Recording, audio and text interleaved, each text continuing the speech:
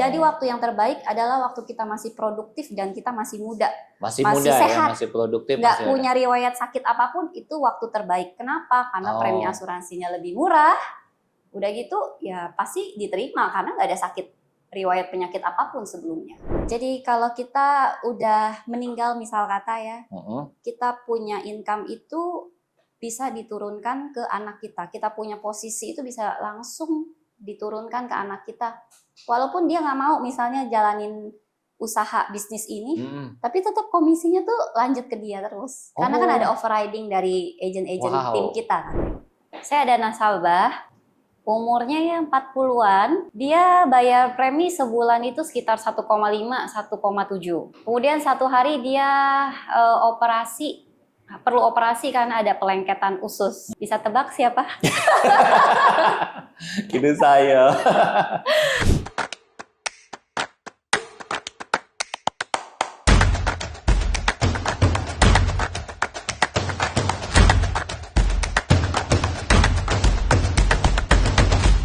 Halo HealthyS People, ketemu lagi bersama saya dengan Gunawan Lawa dalam Ngobrol Bareng Gunawan Lawa. Hari ini kita kedatangan sis yang cantik, yang luar biasa, yang semangat pelayanannya juga luar biasa sekali.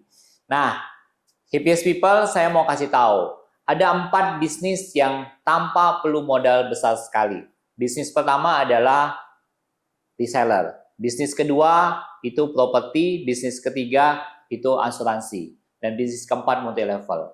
Nah, hari ini kita mau bahas bagaimana sih kalau kita mau memulai bisnis asuransi. Nah, kita kebetulan ada Sis Stephanie yang akan bisa menjelaskan bagaimana perjalanan luar biasanya beliau untuk sukses di dalam bisnis asuransi.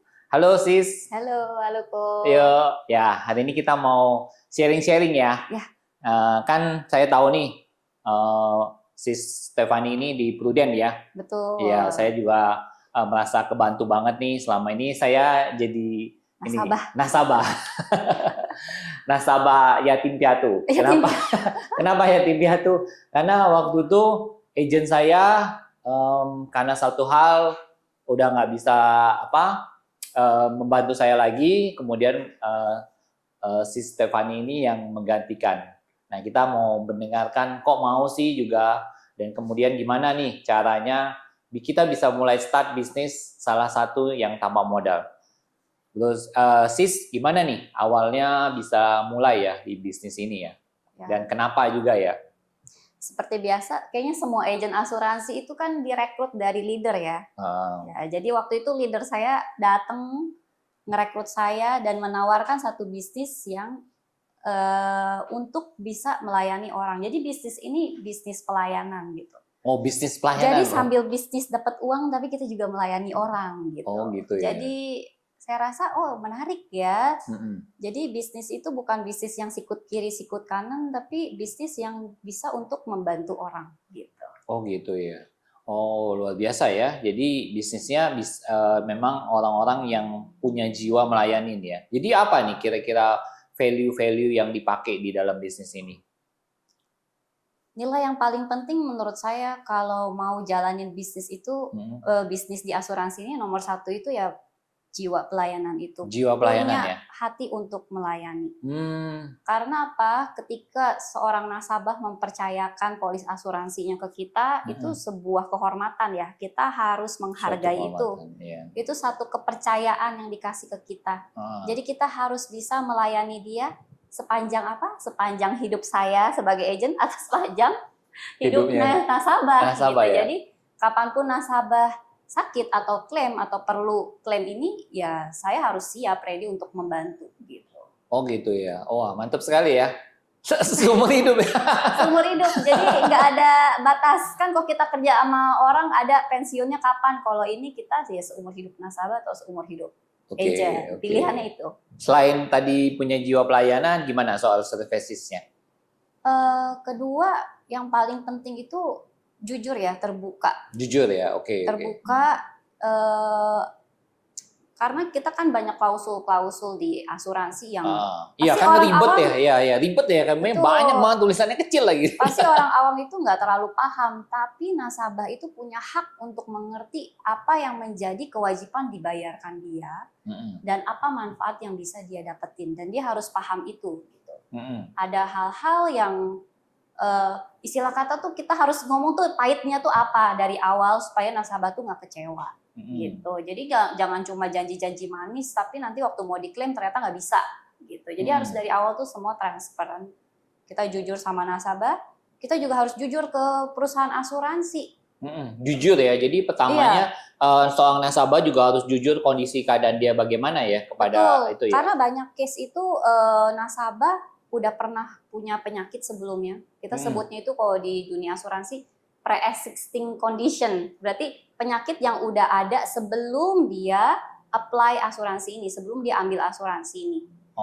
Jadi kalau seorang nasabah udah punya sejarah riwayat penyakit, tapi dia tidak cantumkan saat pengajuan, wah itu bahaya banget. Bahaya banget ya? Bahaya banget. Suatu saat kalau dia mau klaim, apalagi klaimnya itu berhubungan sama penyakit yang udah ada sebelum dia ambil, itu udah so pasti nggak bisa dikeluarin klaimnya.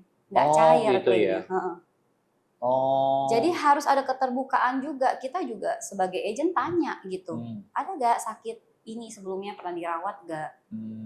Terus kita juga harus jujur kan sama prudentialnya juga, karena kan seorang nasabah itu kan diukur dari salah satu ukuran tolak ukur nasabahnya itu kan pernah punya penyakit atau belum gitu sebelumnya. Nah tapi kok banyak kejadian ya, saya banyak banget ya dengar ya dari teman-teman saya ya. Mereka sudah asuransi udah ya saya nggak tahu lah sama agennya gimana, tapi kok banyak banget tuh yang terjadi itu kenapa sih bisa ditolak gitu ya? Selain mungkin klaimnya. Kenapa klaimnya tuh banyak yang ditolak, dibilangin ya ini sudah ada penyakitnya lah sebelumnya apa gitu, dan terutama juga kalau misalnya ada penyakit kayak misalnya diabetes atau darah tinggi, banyak juga itu yang kenapa ya, maksudnya kan orang kan asuransi ya untuk diprotek ya, betul, untuk itu ya. Betul. Nah kalau nggak bisa klaim itu jujur harus kita lihat case by case. Kita nggak bisa menyamaratakan kenapa si A nggak bisa klaim, si B nggak bisa klaim. Kita harus lihat case by case. Kalau yang kebanyakan tidak bisa diklaim, bisa jadi waktu pengajuan itu tidak transparansi. Tidak jujur ya, jadi tidak jujur di awal ya. Dia nggak kasih tahu ke agennya, atau agennya tidak mencantumkan bisa juga.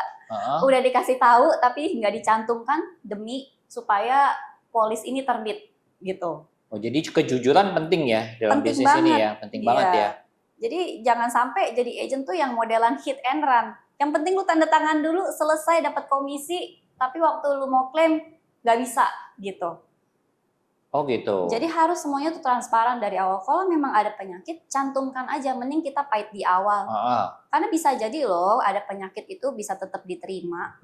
Gitu ya. Lebih bisa baik jadi. Kita awalnya kasih tahu aja kita ada punya. Jadi paling penyakit itu tidak di cover gitu ya. Bisa jadi. Jadi ada 3 pilihan. Kalau kamu udah punya pernah ada riwayat sakit, satu yang terpahitnya adalah ditolak karena penyakit ini. Berarti kamu tipe orang yang beresiko tinggi untuk klaim gitu kan.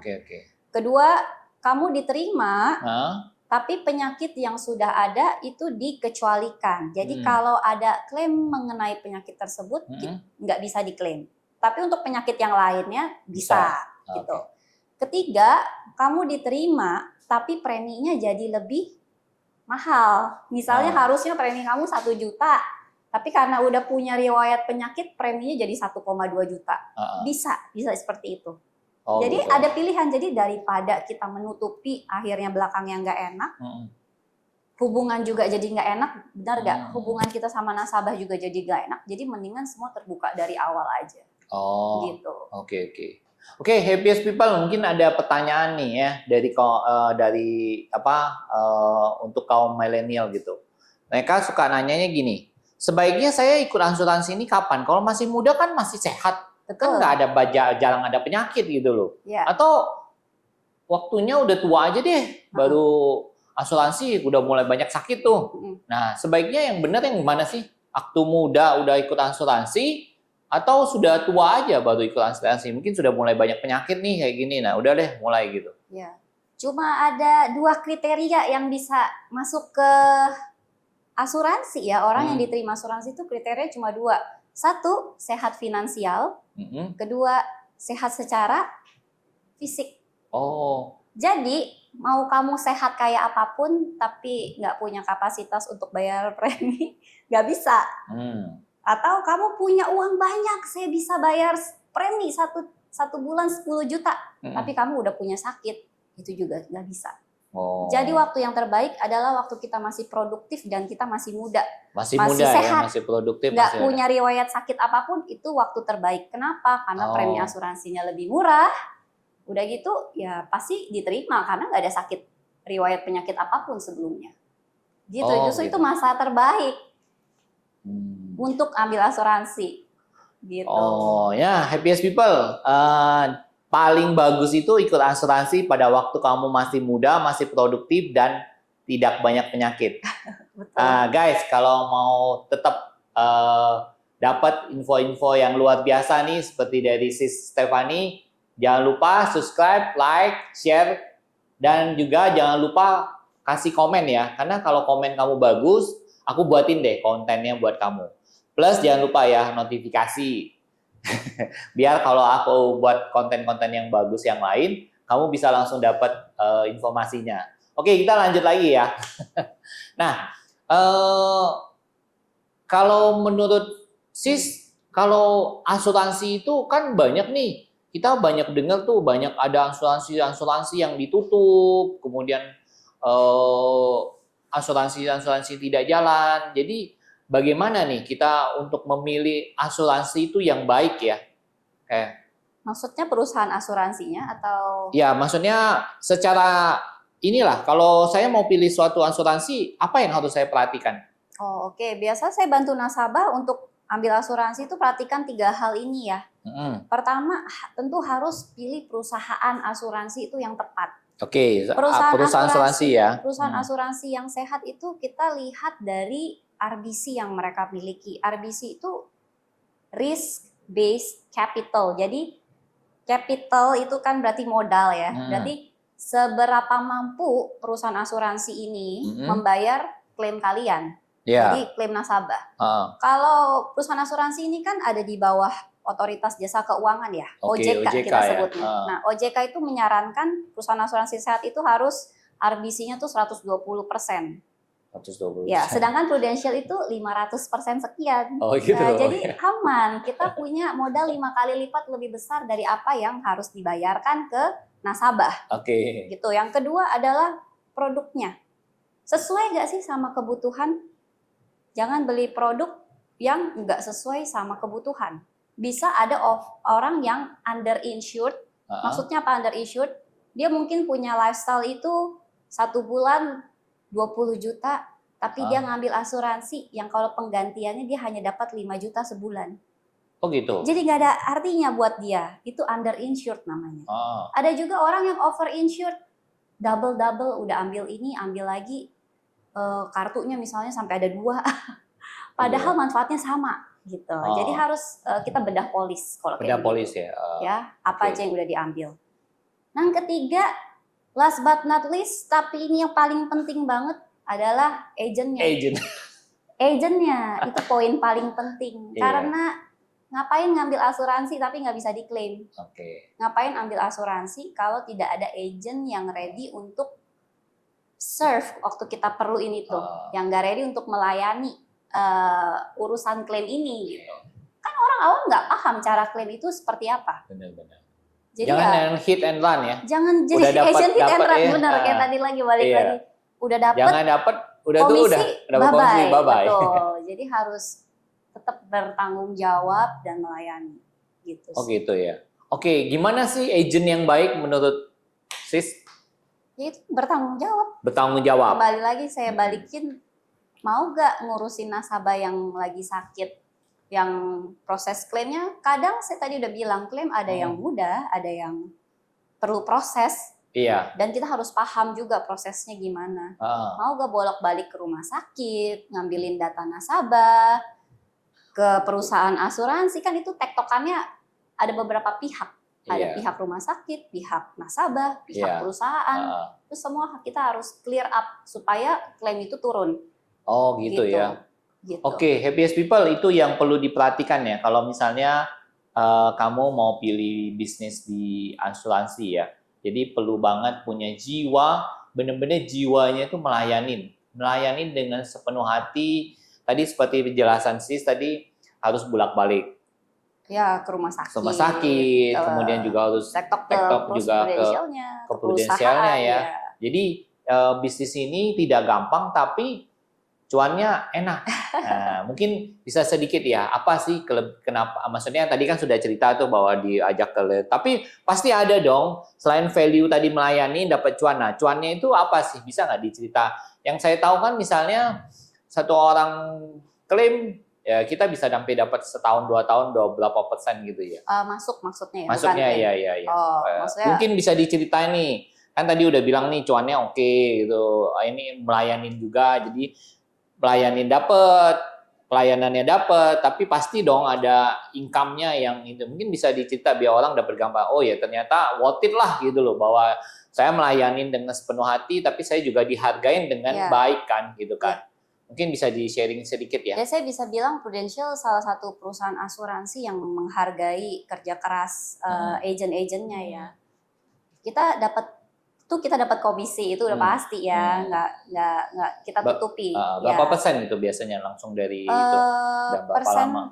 Tergantung produk yang dia ambil. Ada yang 25-30%. Wow, 25-30% loh, gede banget loh. Kalau misalnya satu orang, misalnya anggap aja satu bulan 2 juta ya, itu ya bisa bayangin 600-700 satu orang ya. Kalau misalnya dapat 20 nasabah, bisa 12 juta sebulan.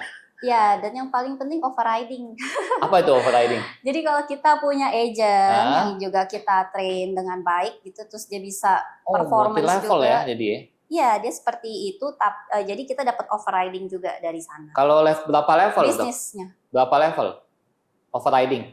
sampai, Misalnya kan kamu, sudah itu kan kamu punya bawahan nih, apply downline. Di bawah downline kamu ada downline lagi. Itu dapat nggak? Dapat juga. Wow. Dapet. Jadi bisnis ini menarik loh. Ya. Kan tadi ya dengar ya, ternyata dia selain dapat kita jualan, kita juga bisa dapat dari bawahan kita ya, dari downline. Dari downline dapat lagi downline ya. Cuman mungkin berkurang dikit ya. Enggak, jadi gini, jadi sebenarnya tujuan akhir dari bisnis ini kan bisnis, kita kalau bicara bisnis ya, ini hal yang berbeda. Kalau kita bicara bisnis, tujuan akhirnya adalah passive income-nya. Passive income? Betul. Wih, saya juga baru tahu loh ada passive income. Dan hanya perusahaan asuransi di Prudential yang passive income-nya ini bisa diturunkan ke anak kita. Mantap. Jadi kalau kita udah meninggal misal kata ya, kita punya income itu bisa diturunkan ke anak kita. Kita punya posisi itu bisa langsung diturunkan ke anak kita. Walaupun dia nggak mau misalnya jalanin usaha bisnis ini, tapi tetap komisinya tuh lanjut ke dia terus. Karena kan ada overriding dari agent-agent tim kita kan. Asik banget tuh. Gitu. Jadi tapi hanya ingat ya, pelayanan ya.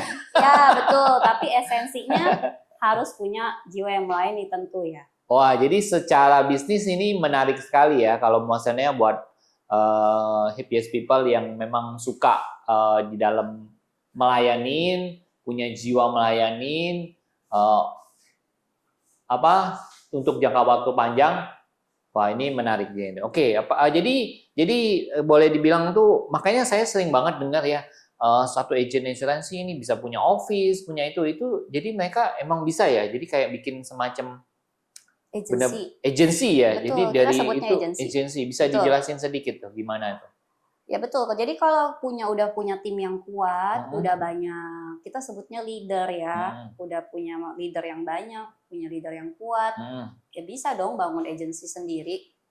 Jadi timnya sudah besar, istilah kata tuh gitu, punya kantor sendiri jadinya. Oh gitu ya. Iya. Pantesan ya, saya pernah dengar tetangga saya juga ada seperti itu. Iya. Oh gitu ya. Oke, kira-kira apa nih dream-nya dalam 5 tahun lagi nih? 5 tahun ke depan. 5 tahun ke depan dream-nya ya kita berdoa supaya kita juga bisa punya tim yang kuat. Jadi kita mengimpartasi nilai-nilai kita untuk tim di bawah kita, supaya jadi agent yang baik juga, bisa bantu lebih banyak orang. Jadi satu sisi kita bantu nasabah, tapi kita juga bisa bantu agent-agent yang kita rekrut itu supaya mereka juga punya kualitas hidup yang baik, ya kan, punya pendapatan yang settle.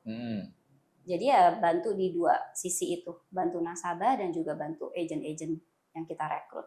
Nah, Happiest People, kita abis ini mau nanya tentang contoh kasus apa sih dari manfaat asuransi yang mungkin bisa di-sharing oleh Sis, tentang manfaat apa sih, contoh-contoh lah misalnya dari klien-kliennya ya, yang mereka bisa benar-benar ngerasain manfaat dari asuransi ini, manfaatnya gitu. Saya ada nasabah, umurnya ya 40-an, dia bayar premi sebulan itu sekitar 1,5, 1,7. Kemudian satu hari dia perlu operasi karena ada pelengketan usus. Bisa tebak siapa? Gitu saya.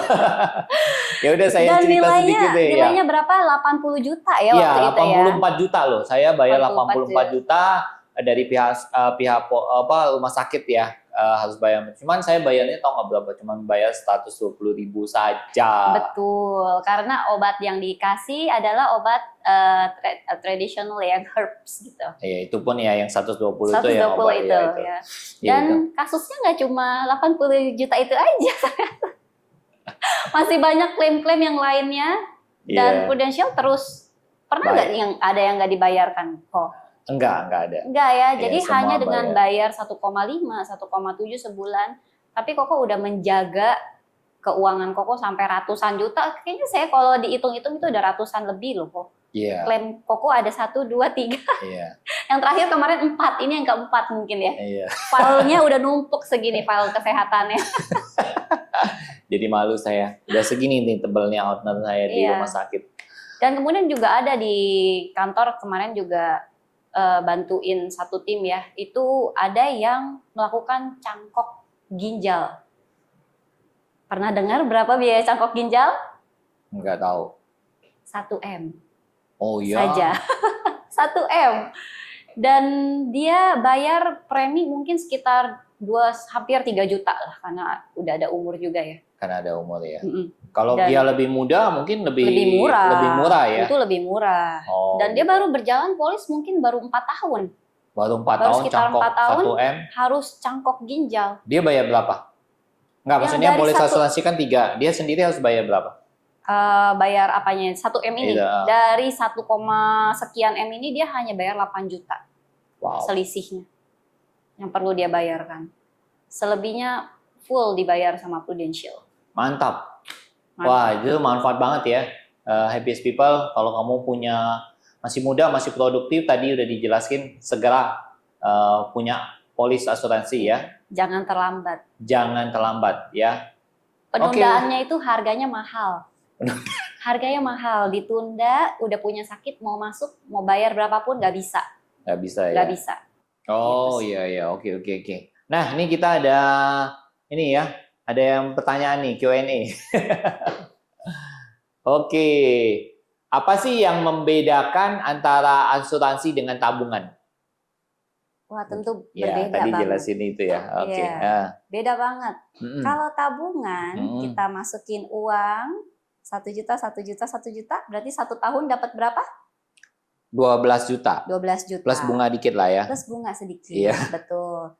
Tapi pertanyaannya setelah nabung kalau sakit dibayarin nggak sama bank? Enggak. Nah, itu yang membedakan. Kalau kita nabung di asuransi 1 juta, 1 juta, kalau kita ada sakit, kita di cover. Oke. Ya. Nah, sedangkan kalau di tabungan tentu nggak bisa. Malah kita harus mengambil tabungan yang sudah terbentuk 12 juta itu, jadi minus. Gitu ya. Tapi andai kata misalnya tidak terjadi klaim di asuransi ini, pertanyaan yang sering terjadi, boleh gak gue ambil 12 jutanya? Iya. Benar gak? Benar banget. Jawabannya adalah tidak. Tidak. Ya, jadi asuransi itu ibarat kata tuh seperti satpam yang kita gaji untuk jaga rumah kita. Oke.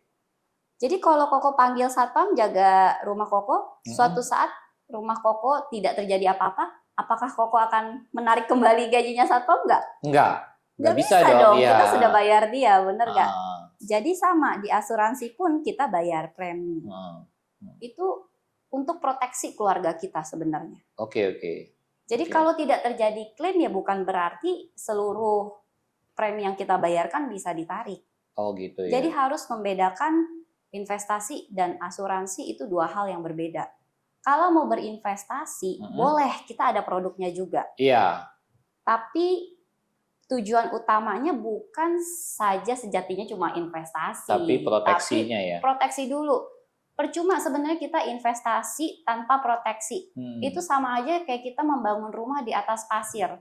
Ketika terjadi resiko, rumahnya ambiar. Kita lagi enak-enak investasi, sakit. Dokter minta 100 juta, akhirnya investasinya ditarik. Bahkan jadi kalau apa-apa. Bisa aja 1 M ya. Bisa sampai sakit 1 M. Jantung. Kemarin kita habis bantuin nasabah cangkok ginjal, cangkok ginjal, donor ginjal di cangkok ginjal, itu 1 M lebih nilainya. Dan itu klaimnya clear dikeluarin sama Pru. Oh gitu ya. Iya. Jadi kalau mau berinvestasi, kembali lagi boleh sah-sah aja, itu bukan hal yang buruk. Tapi kalau investasi tidak disertai proteksi, itu sama aja bangun rumah itu tidak punya fondasi yang kuat. Fondasinya harus dimulai dari proteksi dulu. Kalau kamu udah punya proteksi yang bagus, berinvestasilah. Setelah itu bebas. Oke. Nah, ini ada pertanyaan kedua nih. Misalnya kita udah sering bayar, namun sering kita mendapatkan kesulitan saat klaim atau terdapat pelanggaran hukum. Apa solusinya agar kita dapat klaim asuransi dengan mudah dan tepat? Paling penting yang tadi saya udah kasih tahu di awal. Transparansi, jujur dari awal. Agentnya juga harus paham produk, itu penting banget.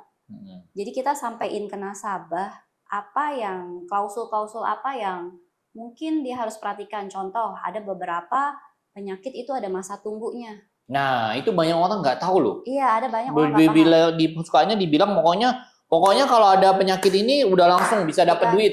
Nggak bisa. Ada masa tunggu ya? Ada masa tunggu, penyakit tertentu ya, nggak semua. Contohnya apa? Contohnya penyakit jantung. Masa tunggunya berapa? Kanker, dia 1 tahun. 1 tahun ya? 1 tahun. Ini tergantung produk. Kalau produk rumah sakit, ada beberapa jenis penyakit tertentu 1 tahun. Ini biasanya penyakit yang sebenarnya kita udah ada. Cuma karena kita tuh orang Indonesia jarang medical check up. Jadi nggak tahu itu tuh udah ada di dalam badan kita. Jadi sebenarnya itu udah nggak mungkin dong orang sakit jantung baru sehari dari sehat banget tiba-tiba jadi jantung, itu nggak mungkin. Iya, benar. Kemungkinan itu udah ada. Cuma dia nggak pernah check up, nggak pernah rasa gitu. Oh gitu. Jadi tapi tenang aja, 1 tahun kemudian sudah berlalu bisa diklaim. Gitu. Kemudian kalau untuk mengambil yang produk sakit kritis, masa tunggunya itu 3 bulan. Masa kritis untuk sakit penyakit kritis 3 bulan. Contoh penyakit kritis kayak kanker, jantung, seperti itu tuh kita ada masa tunggu 3 bulan. Bukan Gitu. setahun tadi? Yang setahun itu untuk produk rumah sakit. Oh, produk rumah sakit. Oke, yang krisis. Tapi kalau untuk penyakit-penyakit yang simple ya, kayak tipes, atau kemarin anak saya habis jatuh kecelakaan tuh, tangannya patah, walaupun belum setahun, baru 1 hari jadi aja kok kecelakaan itu udah bisa di cover loh. Oh gitu. Iya, anak saya tuh kemarin jatuh karena dia lari, lagi les wushu, lari kenceng jatuh, tangannya yang sebelah sini patah. Waduh. Kita udah habis 7 juta, padahal nggak nginep, cuma dateng kontrol, pasang gips, itu udah habis 7 juta, masih harus kontrol lagi nanti, dan itu full di cover, padahal kita nggak nginep ya. Nggak nginep. Jadi kalau konteksnya kecelakaan, polis hari ini nyala, besok terjadi, amit-amit ya, itu langsung bisa diganti. Yang penting klaimnya harus 2 kali 24 jam dari kejadian. Oh gitu ya, kalau kecelakaan. Jadi kalau kecelakaan jangan tunda-tunda, langsung ke IGD. Oke. Nah, pertanyaannya nih, kalau seseorang misalnya kayak saya gitu, sebenarnya butuh berapa banyak polis asuransi sih? Oke, how much is enough ya? How much is enough itu pertanyaan yang paling common. Berapa sih yang cukup? Iya. Itu harus personalize ke orang masing-masing. Tapi pada dasarnya kita hanya punya 3 tier di asuransi. 3 tier?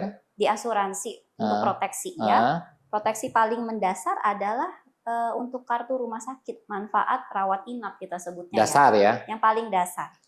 Kalau itu sudah punya, kita lanjut ke tier selanjutnya. Yang kedua itu adalah untuk proteksi critical illness. Critical illness ya? Iya, critical illness ini tujuannya lebih kepada, kalau kita udah sakit nih kan kita klaim dari kartu ya. Tapi waktu kita sakit, kita masih punya keluarga yang masih harus kita support dong. Terutama breadwinner biasanya yang pencari nafkah. Jadi ambillah critical illness. Jadi kalau amit-amit terjadi resiko sakit kritis, uang ini keluar untuk membantu cover kehidupan keluarga yang masih harus berjalan. Waktu kita sakit kan nggak mungkin kita nggak bayar listrik, air, dan makan kan? Iya, benar. Ya kan, keluarga kita tetap harus hidup, berjalan seperti biasa. Uang sekolah anak tetap harus jalan. Nah, kita ambil dari tier kedua ini, critical illness. Yang ketiga, yang paling terakhir itu adalah jiwa. Jiwa ya? Iya, proteksi jiwa. Jadi kalau udah meninggal, kita bisa mewariskan hal ini ke anak-anak supaya mereka juga tetap punya tadi ya, lifestyle tidak turun. Biasa uang sekolah misalnya, sekolah yang baik, misalnya bayarnya sebulan 2 juta, ya dia tetap bisa bayar uang sekolah itu 2 juta gitu. Oh gitu. Jadi maksudnya dalam satu polis asuransi itu bisa tercover 3 itu semua bisa ya? Kita biasa, kalau saya lebih prefer nasabah saya dibedakan sih. Dibedakan? Satu polis itu satu manfaat aja. Satu polis satu manfaat aja? Oh jadi kita perlu 3 dong? Paling baik, yang idealnya seperti itu. Oh paling baik itu ya? Iya. Dan nominalnya berapa, kembali lagi lifestyle masing-masing keluarga yang tadi saya bilang. Oh gitu. Jadi jangan, kita kan menilai diri, ngambil asuransi itu seharga nilai diri kita. Kalau nilai diri kita Alphard, ya jangan ambil yang Avanza. Oh gitu. Jangan beli Avanza kalau nilai diri kita Alphard gitu. Oh gitu. Tergantung penghasilan juga ya tapi. Betul, karena kan lifestyle itu tergantung penghasilan. Oke. Iya, jadi kembali lagi disesuaikan budgetnya. Biasa 10% dari pendapatan kita itu quite good lah. Oke. Pertanyaan terakhir nih, Sis. Poin apa yang harus kita ketahui sebagai pemegang polis asuransi? Poin apa yang harus kita tahu? Poin terpenting tentu harus ada, biasa kalau saya closing nasabah itu saya akan jelaskan biaya apa aja yang harus dia bayarkan. Seperti tadi yang biaya satpam, gaji satpam itu ya, berarti kan itu uang yang memang harus kita bayar. Kemudian kedua, ada klausul-klausul apa yang penting yang dia harus tahu. Masa tunggu, kapan dia bisa klaim. Terus yang ketiga, mungkin tadi, sebentar ya, kok tiba-tiba saya nggak apa-apa. Tadi apa pertanyaannya? Poin apa yang harus diperhatikan? Tadi udah 1, 2. Terus poin terakhir, kalau mau ngambil asuransi, pilih agen yang tepat. Pilih agen. Iya. Benar.